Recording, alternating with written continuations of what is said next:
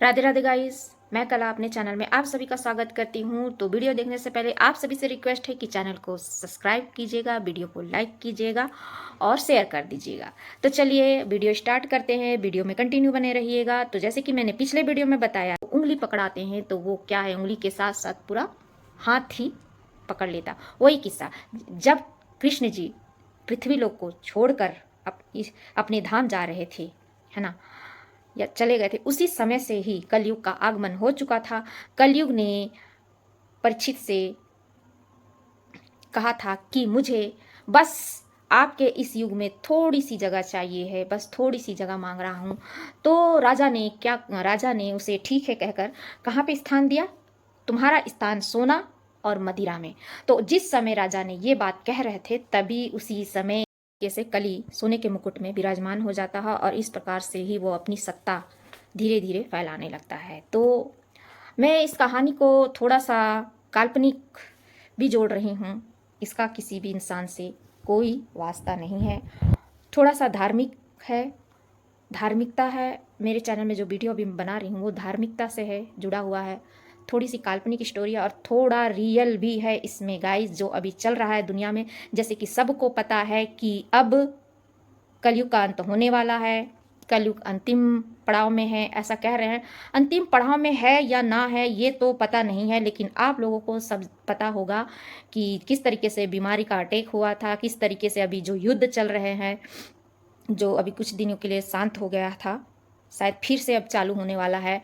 और जिस तरीके से भूकंप, जिस तरीके से आग लग रहा है, ये सब कहीं ना कहीं कल की भगवान का दर्शा रहा है ना कहीं ये हमें संकेत मिल रहा है। तो उसी के आधार पर तो अब यहाँ से थोड़ी सी मैं स्टोरी जोड़ती हूँ। तो जब कली का आगमन हुआ तो वो देखने लगे कि पृथ्वी लोक में सब इतने खुशहाल है, धार्मिकता है, दया भाव है, कैसे किया जाए, कैसे इन लोगों में अपनी जगह बनाया जाए, कैसे किया जाए। तब उन्होंने क्या किया, अपने कुछ बुरी एनर्जी को आह्वान किया, है ना। तब काम काम काम ऐसे जा रहा था और जा करके एक स्त्री के यहाँ घुस जाता। वो स्त्री के दिमाग को हैक कर देता। वो स्त्री कोई पर पुरुष के प्रेम प्रसंग में आ जाती है और वो क्या करती है, अपना घर द्वार छोड़कर इधर भी घर करती है और वो उधर भी, मतलब दोनों तरफ घर। और वहाँ पे समाज उमाज कोई भी मुंह खोलकर उसे नहीं कुछ बोलता था। तो उसका असर क्या होता है, वो तो करी, और लेकिन उसका दंड उसके बच्चे को भुगतना पड़ा, क्योंकि वो सब देख, उनके बच्चे जो है वो सब देख रहे थे। वही हाल उसका बच्चा एक मुकबधिर लड़की के साथ गलत कर देता है और साथ ही साथ उसे मार देता है। जब और मार करके जब लोगों को पता चलता है तो फिर क्या होता है, फिर उसे दोनों माँ बेटे को, क्योंकि माँ उसके अपराध में शामिल थी, तो इस तरीके से वो जेल हो जाती है। और रही बात कि उनका पूरा परिवार बिखर जाता, तो कली का प्रकोप ऐसा घर कर गया कि वो जो परिवार था वहाँ पे एक पत्ता भी नहीं है, पूरा परिवार बिखर गया। माँ बेटा जेल गए, पति ऐसे चौराहे पे मर गया और बेटा कहीं खो गया। तो इस प्रकार से वो पूरा तहस नहस हो गया। तो इस प्रकार से इसका काम का प्रभाव ऐसा पड़ा कि पूरा तहस नहस हो गया। उसके बाद अब हम आते हैं क्रोध। क्रोध क्रोध की एनर्जी, जो कली की क्रोध की एनर्जी एक घर में ऐसा वास करती कि उसके भी परिवार को पूरा तहस नहस कर देती। तो एक माँ थी, उसका इकलौता संतान था, वो बड़े प्यार से पालती। वो इतना प्यार से पालती है कि जैसे कि कृष्ण ने कहा था कि कलयुग में बच्चे को जैसे गाय चाट चाट करके खून निकाल देती है, उसी तरीके से वो बच्चे का लालन पालन करेंगी। सही गलत में फर्क नहीं पड़ेगा। यही लाड़ प्यार उसका एक ऐसे व्यसन में फंस जाता है कि नशे के साथ जुए का भी लत हो जाता है। और जब पैसे नहीं मिलने के कारण वो इतना क्रोधी हो गया रहता, घर में तोड़ फोड़ चिल्लाना। इस क्रोधी स्वभाव के कारण, व्यवहार के कारण कोई दोस्त नहीं बन पाता है। अंत में वो एक बीमारी का शिकार हो जाता है। जब बीमार पड़ते हैं तो कोई उसके सपोर्ट नहीं कर पाता है, क्योंकि उसका व्यवहार, क्योंकि जब बीमारी लग जाती तो और ज़्यादा गुस्से, समान तौर पर, जिसके वजह से वो आज दुनिया में नहीं रहा। तो ये था क्रोध। क्रोध भी कैसे अपने जगह, क्रोध ने जिस तरीके से तहस नहस किया, ये भी एक क्रोध का एक रूप था जो किस तरीके से अपना जगह बनाकर लोगों को तहस नहस कर दिया। अब हम आते हैं मद। मद यानी अहंकार, है ना। तो अहंकार इंसान के अंदर जो वो अहंकार, जो ये नेगेटिव एनर्जी है, जो अहंकार, वो किस तरीके से तबाह करता है, तो चलिए बताती हूँ।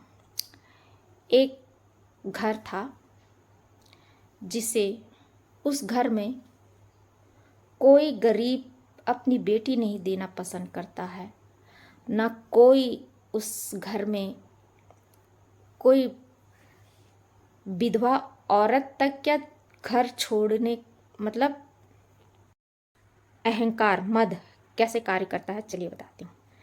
एक घर था, उसमें उस घर में ना धन दौलत, ना संस्कार, ना पढ़ाई लिखाई, ना कुछ था। लेकिन ऐसे घर में कोई अपनी बेटी कैसे दे? कोई अपनी गरीब घर क्या कि लंगड़ी भी रहेगी तो भी उस घर में अपनी बेटी देना पसंद नहीं करेंगी। अगर ऐसे घर में कोई ऐसी लड़की आ जाए जो हर चीज़ से परफेक्ट हो, तो फिर उस घर में थोड़ा सा अहंकारी स्वभाव तो आएगा ही। तो वो जो गरीब घर थे, जब वो लड़की जब शादी करके आती है, तब वो घर, वो क्या थोड़ा धार्मिकता थी, पूजा पाठ वाली थी, जिसके वजह से थोड़ा सा आस्था में विश्वास थी। उस घर में ऐसा कुछ नहीं था। लेकिन जब आती है बहुत फलित होता है धीरे धीरे। उस लड़की का जो पति था वो इतना फलता फूलता है, बहुत फलता। आप दोनों में बहुत अच्छी बॉन्डिंग थी, मतलब अच्छे ही बातचीत, अच्छा साथ खाना, शुरुआत शुरू में तो हर कोई करता है। लेकिन वो जिस तरीके से काम में फंसता है तो ये दोनों के अंदर थोड़ी सी दूरी बन जाती। और इस दूरी में वो दोस्त लोग ऐसे पकड़ के बैठते हैं, और उसके बाद दोस्त यार, उनके घर की फैमिली, मतलब ये जो व्यक्ति है अपना घर पूरा द्वार छोड़ के उनके दोस्त यार की फैमिली और उनके घर द्वार को अपना घर समझता था, और अपनी पत्नी से बहुत लड़ता था। और समय समय थोड़े थोड़े बात के लिए वह नीचा दिखाना, तो अपनी पत्नी से वह बाहर वाली और अपनी पत्नी से वह क्या है, एक बराबरी नज़र से देखकर वो अपने आप अंदर एक हीन भावना लाता है कि बाहर की जो रहती हैं वो कितनी अच्छी हैं और घर की औरत। इस प्रकार से वो तुलना कर वो अपनी पत्नी को अवहेलना करने लगता है, हीन दृष्टि से देखने लगता है। और कुछ जो बाहर की थी, बाहर के जो दोस्त यार, और भी इस चीज़ को थोड़ा सा और हवा देकर और ये दोनों में खाई बना देते हैं। तो अंत में क्या होता है कि दोनों अलग हो जाते हैं। जाहिर सी बात है, जब एक फैमिली परिवार में रहता है तो सभी को इज्जत करते हैं, चाहे वो स्त्री का हो चाहे वो पुरुष का हो।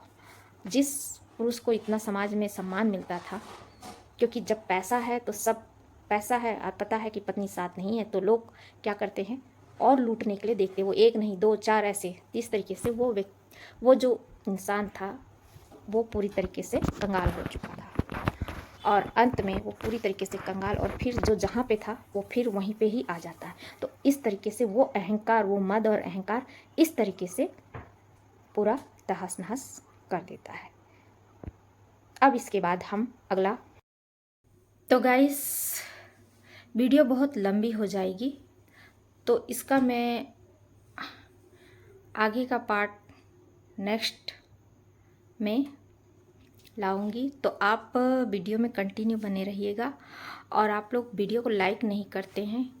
वीडियो मेरी धार्मिक भी जुड़ी रहती है, रियलिटी भी रहती है, और रियल भी कहानी है ना। तो ऐसा कोई फेक नहीं है। आप प्लीज़ वीडियो को लाइक कीजिएगा ताकि मैं ज़्यादा से ज़्यादा अपना वर्क यूट्यूब में दे सकूं। धन्यवाद। तो वीडियो में कंटिन्यू बने रहिए।